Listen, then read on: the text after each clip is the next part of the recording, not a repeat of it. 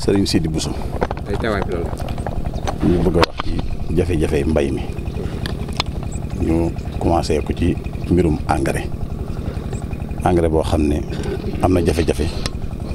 ci contre-saison bii nga xamee ni ñu ngi ci te jeexagut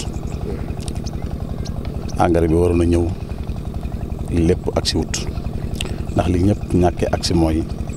bi ñu gëstoo ba xam ne engrais bi manqué na dem naa ci fournisseurs yi lijjanti leen ba am liste yi moom laa téye nii bokk na ci li ma téye am na ci ñoo xam ne seeni yëf agsi wut président de la république ma di ko ñaan mu xoolaat système mu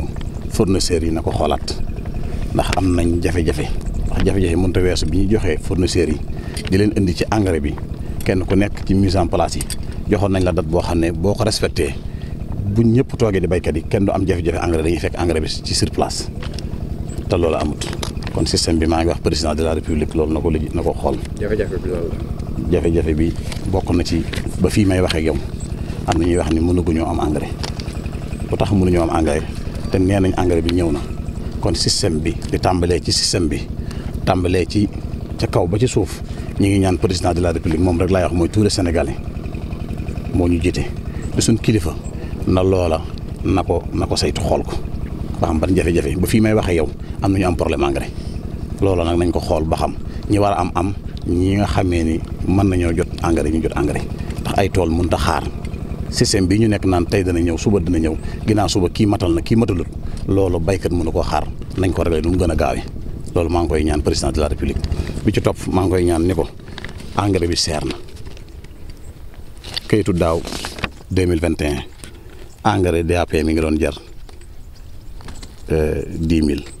urée bi doon jar 9 000 muy 2021 président de la république signé waat na beneen kayit boo xam ne ñu ngi ko signé le 26 avril bi ñu génn yokkaat engrais bi mi ngi jóge 10 000 ak 9 000 engrais bi demande fii may waxee ne urée bi jóge na 9 000 dem 18 750 waaw xool leen 9 000 18 750 DAP bi jóge 10 000 dem 16 425 ñu ngi ñaan président de la république bu fekkee ne bay dund lañ bëgg buñ ko bëggee engrais bi lii moom ab baykat mënu ko wéyaale nañ ko xool bu baax a baax mi ngi doog a génn le 26 avril bi képp la génn gon na xool nu muy def ak système bi ak nan lay def ba jàppale baykat yi ci lépp yokk produit yokk na engrais bi bëgg a yokk leneen bëgg a yokk te mbay mi la yàlla xam doy na jafe-jafe yi bari na ñi ngi ñaan man président de la république laay waxal ñi fi nekk ñëpp mooy seen kilifa du ma tudd kenn moom mooy responsabilité bi na xoolaat système bi xool ñi mu fi teg xool ñi mu fi yilif xool ñëpp ñu waxtaane ko xool ba xam ni ñuy def boobu jàll engrais moom bu demee 18 750 yii képp ku bay doo ci gën jafe na fan yee nag def na loo xam ne ñëpp kontaan ci muy padi bi yokkoon na padi bi def yóbbu ci 32 francs 32 francs yi ñëpp kontaan ñu ne waaye 32 la 100 nangam la woon 32 la ci yokk 32 yi bi ñu ko ci yokkee ñëpp kontaan waaye ndeke booba ñun jàpp nañu tey engrais bi yokk na kon day jàpp ne maye ndeyjoor la nangoo càmmoñ te loola kenn xamu ko bu fekkee dafa jàpp ni 32 francs yi ñu may moo tax mu yokk engrais bi wala li laay war na génn waat 32 yi yóbbul ñu ko ci engrais bi delloo engrais bi fi mu nekkoon ndax 32 yi bu fekkee ni moom rek moo tax mu bëgg a yokk engrais bi yóbbu ko 18 000 wax dëgg yàlla loolu jafe-jafe la na ko ni la 32 yi indi ñu ko ci engrais bi bàyyi engrais bi fi mu nekkoon kon mayam ndeyjoor rocc càmmoñ la ñu ngi ñaan nag mboolem koo xam ne yaa ngi ci réew mi te mën a wax ak moom ñu ngi lay ñaan ngeen wax ci lii jafe-jafe yi bari na trop maa ngi koy xalifa généraux yi yëpp maa ngi leen di ñaan lu ñu wax ci kaw ñëpp xam nañ ko waaye lépp lu ñuy lijjanti ci suuf lañ koy lijjantee maa ngi wax ni maa ngi ñaan tàmbalee ko sama xalifa général muy Serigne Mountakha Bassirou yàlla na ko fi yàlla yàggal ak mboolem xalifa généraux nañu dimbale waxtaan ak président de la république mboolem ku fi xalifa rek maa ngi lay ñaan nga waxtaan ak président ni ko lii baykat yi am problème yi ñu am na ci gën a jàpp xool ko defaraat ko lu ko may mbaay mi waxuma la bay dundee waaye yool waa ne dundee lañu fefe lañ jëm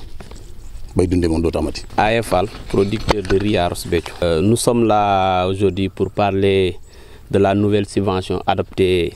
sur les intrants, notamment le DAP et l'urée, car nous avons été surpris de voir le ministre de l'Agriculture doubler les prix des engrais. c'est-à-dire l'urée, et la DAP qui nous concerne le plus pour la production risicole. Puisque nous avons eu à maintes reprises à démontrer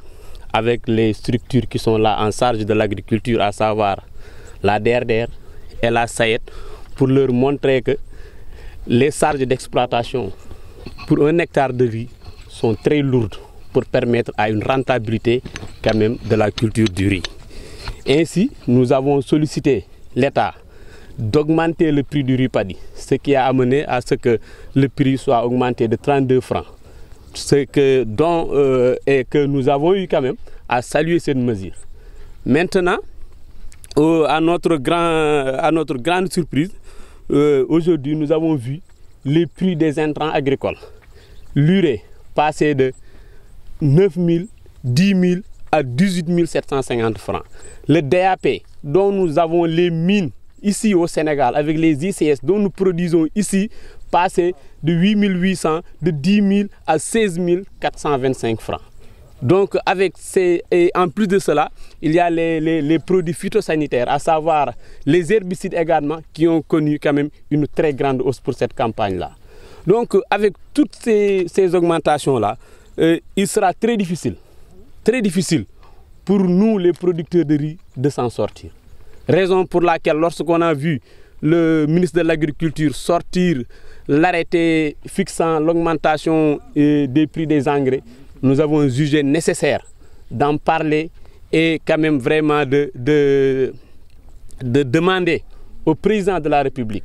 de savoir que s'il a vraiment de la volonté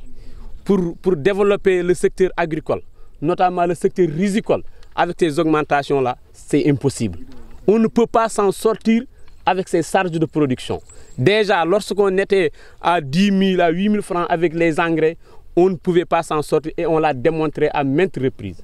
Maintenant, on ne peut pas concevoir, à ce moment-là où l'État du Sénégal augmente les salaires des enseignants de 70 à 250 000 francs, d'augmenter les salaires des médecins de 200 000 à 250 000 francs de plus, quand même de diminuer la subvention destinée aux agriculteurs